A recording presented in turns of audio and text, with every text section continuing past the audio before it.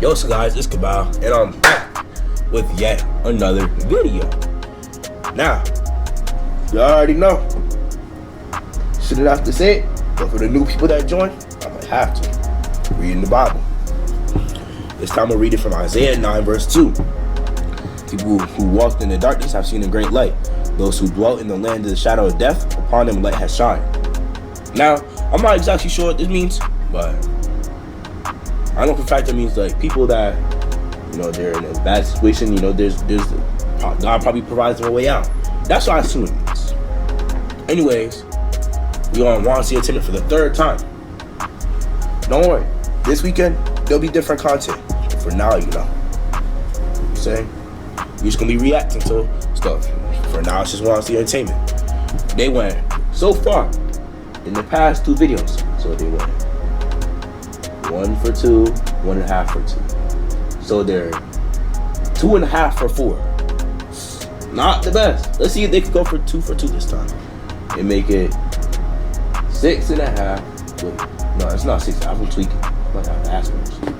4.5 for 6. Not the best record, but shoot, it's something better than if it was. If we went 0 for 2 now. Anyway, let's get into the video. This happened to me a few weeks ago, and I'm still receiving treatment at a psychiatric clinic. I don't know why this horrible incident happened, or whether it was my fault or just bad luck. I hope the people who hear this story can help me find an answer. I remember the day clearly. It was a weekend afternoon, and I was lying on the sofa watching TV, enjoying my leisure time. But then the doorbell suddenly rang, though I wasn't expecting anyone. I jumped up in surprise because there were hardly any people. Hey bro, if there's a keyhole, I mean not the keyhole, the little circle thing, make sure you check that. Who it was, and surprisingly, I heard a friendly voice answer. Hey, it's Shane, your friend? I paused for a moment. Did I have a friend named Shane? Who was him? Part random. But he kept talking. He's not your friend. We were in the same class in elementary school. I finally opened the door and looked at his face. I didn't. So we got the burgers. We got the burgers. We're not supposed to just open the door. You don't have like little circle thing on the thing. That because so much time had passed. And you see how grumpy he look now than he did back then. Then freak is wrong with he him. Pointed to his temple with his finger. There was a very big and ugly scar there. He said, "Oh, what the freak happened?" Don't you remember me? When we were in elementary school, you stabbed me here with a pen. It really hurt. What's wrong with him? Apologize to me. Oh, heads, no, you sure to get his get back. Right? I was startled for a moment. Why is he so close? Back of the head. Bro, first of all, get back in the house. Say you apologize and close the door. Simple. That's all you gotta do. I didn't know why. Maybe it was because of guilt, or because I was so shocked. A previously lost memory came back to me. I said with a trembling voice and a slight laugh, "But you only bled a little back then. Why is there such a big scar? It couldn't have been from that, right?" First of all, is this nigga serious? Why the ball sack did you stab him in the temple with a pen? We're obviously in a sped school for doing that. And watch, nice about to get his big. About to get his get back. Out of his pocket, it looked old and rusty. I realized that it might even be the pen I had stabbed him with back then. He looked at the pen for a moment. It better have been an accident. His tears. Then he said, "You don't know how much it hurt back then. I tried not to forget that pain because I have to get revenge on you. I would lose my desire to get revenge on you. So whenever I couldn't remember the pain well, I stabbed my temple so that I could feel it again." What the freak? There's a big scar. I'm about to say, there's no way you did all that. While staring into my eyes, he stabbed his temple with the pen. Excruciating pain while clenching his jaw. Nah, bro, dip Then out. He held the bloody pen up to my face. What the ball sack? and said, "It's always the same pain, but I never get used to it. It's always painful. Well, it's your turn to feel it now. I've stabbed my temple 180 times in 15 years. You have to be stabbed. He's gonna bleed out. 180 times too." Nah, bro. Rage and madness. Nah, he bro. held the pen high and stared at my temple. So we're not backing up, right? I tried to close the door quickly, but he came close to me and grabbed my arm. I grabbed his hand and pulled it off of me and pushed him away. But he pulled me down and we rolled on the floor and fought. Luckily, I got beat him up and punched him in the temple. He screamed in pain and writhed. I held him down and shouted for help loud enough for the neighbors to hear. The neighbors called the police, thankfully, but Shane continued to yell at me. You better settle your debt quickly! The more time passes, the more times you'll have to get stabbed! This debt will never go away! The interest will keep accumulating! My man is a school shooter. I'm telling you. He's going to kill himself before he gets his get back. I hastily moved to another city. However, I still live every day in fear. Fear that he might show up at my door once again. Sometimes you gotta start slowly opening the door him and asking for forgiveness. I want to end this fear and live comfortably. But when I think of the horrible scar on his temple and his insistence that I pay my debt, I vow again to avoid him forever. But why are you scheming for? This guy might be retarded too. Told anyone this story. However, I've been meaning to get it out. Why are there so many books on Jeffrey Dahmer? World to know. That's not even how you spell it. Stupid. Summer Asperger's. Can't spell. I don't remember the exact date when this all happened, but I remember what I would see on the streets where I lived. My family and I are a family of 5. Myself, my mom, my dad, my sister, and my baby brother. We've always been a friendly and generous family. My family is Mexican, and when we moved, we moved into an apartment building that was right next to another apartment building in February of 1990. The apartment was not much, but we had to get by with what we had at the time. The first 2 or 3 months living in that cruddy apartment was alright. However, we did struggle at times in those few months. I was playing... What did you yell at? I was drinking my water.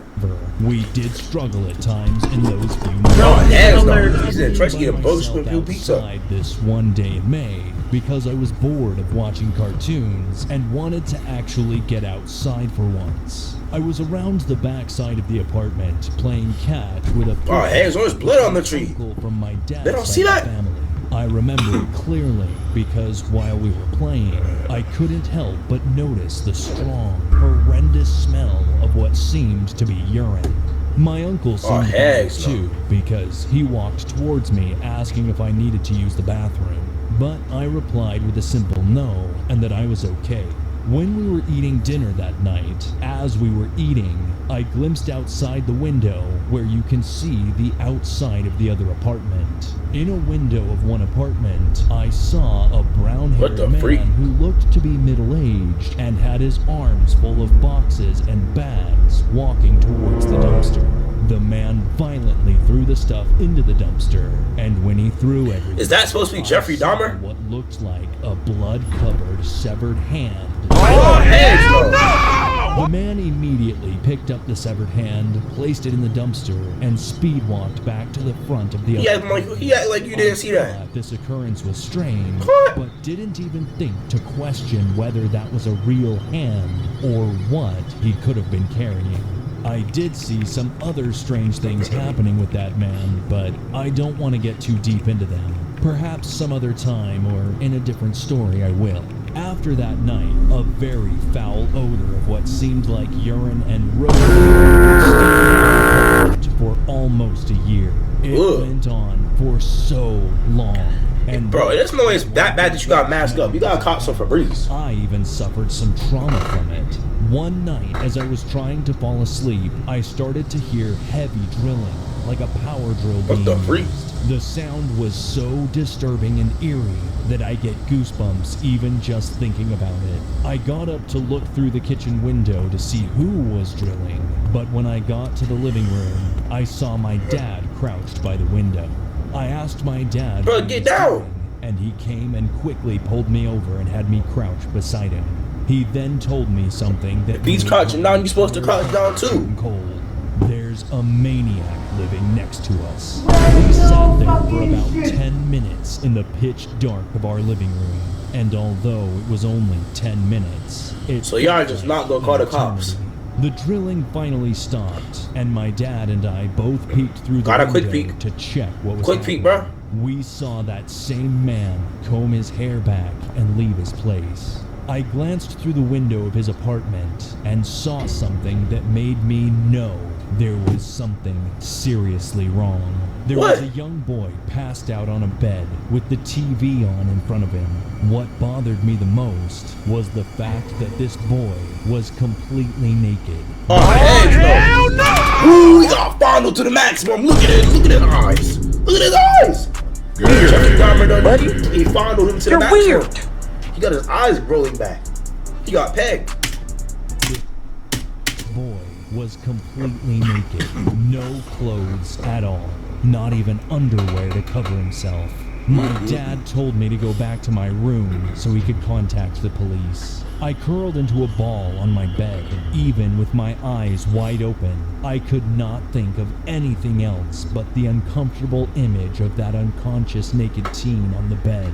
I ended up falling asleep after worrying for some time about what would happen next. A few months later, I was on my way back home with my grandma after staying with her. She was bringing me back to my apartment, and when we got there, we saw a swarm of police. An officer directed my grandma to park beside our apartment because they needed space for whatever they were doing. Lock him up. I was scared and holding onto my grandma tightly as she took us both to my place. She opened the door and my mom pulled us both into the room.